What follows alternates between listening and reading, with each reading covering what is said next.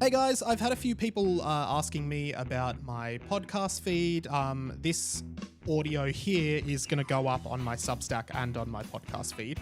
This is a reading of my latest blog posts. I'm just experimenting with a bunch of different content types at the moment, and I thought maybe I'm going to try and do audio readings of my blogs and put them here. I still have a bunch of ideas of what I want to do with this podcast feed, so stick around, and apologies that it's been quiet for a while. But anyway, this article is called "My Video About Kyle and Jackie O Went Viral," so here's all my thoughts on why radio is dying. Enjoy! Last week, I recorded a small rant about the current state of the radio industry, particularly around the Kyle and Jackie O show and its failure to crack the Melbourne market. To my surprise, the video went viral, by my standards, across Instagram and TikTok, with nearly 200,000 views across the platforms. I was even approached for comment by a journalist, which was cool. I've been pondering the state of radio for a while, and often when I meet new people and tell them about my career background, they ask me about what radio's place is in a modern world. Over the last 18 months or so, I've seen countless jobs whittle away in the industry, with many of my friends, colleagues, and peers being made redundant by big media companies who are struggling to turn a profit. The industry is downsizing, and there are only a few big winners. Mainly the top talent, like Kyle and Jackie O, who take a sizable chunk of money. Well, by sizable, I mean $200 million over 10 years, or around 20 mil a year. Not bad. I'm actually not sure how you would go about entering the radio industry in 2025. I started in community radio at SYN back in 2015, 10 years ago, and then met Dee Dee Dunleavy, who at the time was working on a show at 3AW. Dee Dee helped me get into studios and learn how radio worked operationally. The experience was incredible, and I'm so grateful for it. Dee Dee and I still work together today. From there, I got my first paid job at Triple M. It was a stand-in panel operator shift on an overnight radio show that no longer exists as of a few months ago. You see, back then, before AI was a thing, stations needed local panel operators live in every market to basically make sure the station didn't go off air when it was taking a show from an interstate market. They call it networking. While it was expensive for the business to pay someone to be in a studio overnight, every night, it was also invaluable experience for someone new to the industry. There wasn't another way to get into studios, earn money, and have a low stakes training ground to make mistakes and get better incrementally. Those jobs don't exist anymore. By around early 2020, computers had made the job non-existent, which meant I was lucky to scrape in and be one of the last people doing it. From there, I ended up working at Fox FM, where I panelled the final ever Hamish and Andy radio show, which led me to getting the producing gig on their podcast in 2018. The main question I hear from people is radio dead? My answer is usually something along the lines of, not really. Talkback radio continues to be extremely high rating.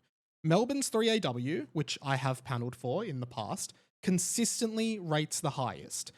The reason I think it works is because it's a great way for people to know exactly what's happening right now in Melbourne, and they can even call up and give their thoughts right there in the moment.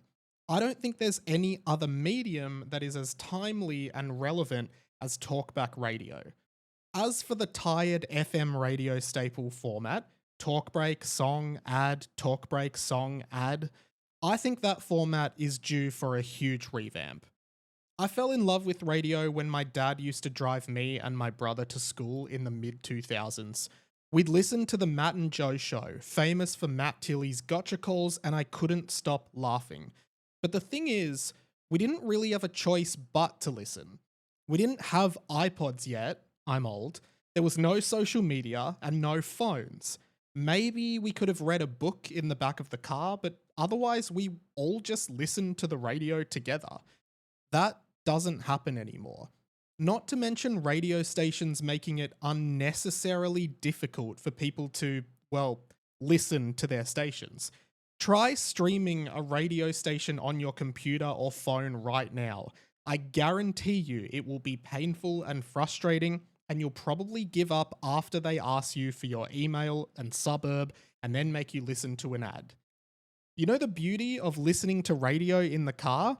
You turn the car on and the radio is going. No sign in, no email address, nothing.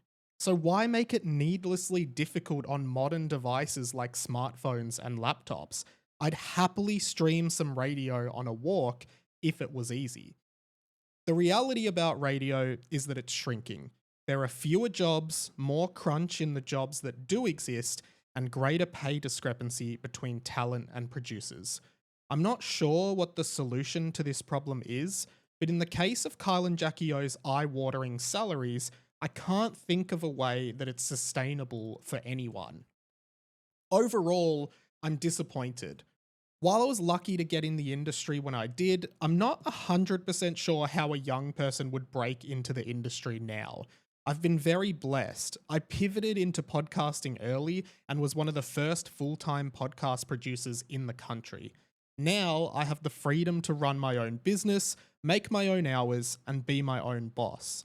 Not everyone has that flexibility, and I feel for anyone in the industry who has lost their job in the last few months. As motivation, I wanted to share one of my favorite quotes. To be honest, reading this quote was the catalyst for me to do everything I'm doing now. I read it as a university student, printed it out, and framed it in my room so I could see it every day. It thrusted me into action. Follow your passions, kids. Quit that day job and bet on yourself. Do something unexpected. Never be predictable, except when you are being unpredictable. Don't confine yourself to one art form, either in life or by interest. There is always a way for you to be creative, independent, and successful, as long as you are being honest with your heart along the way. Don't have a career, have a way of life.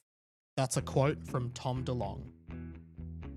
That is it for this one, guys. Hey, thank you so much for reading, listening, watching, wherever. The main place I'm active at the moment is YouTube, but if you want to read these blogs, there is a link in the description to this episode, of course.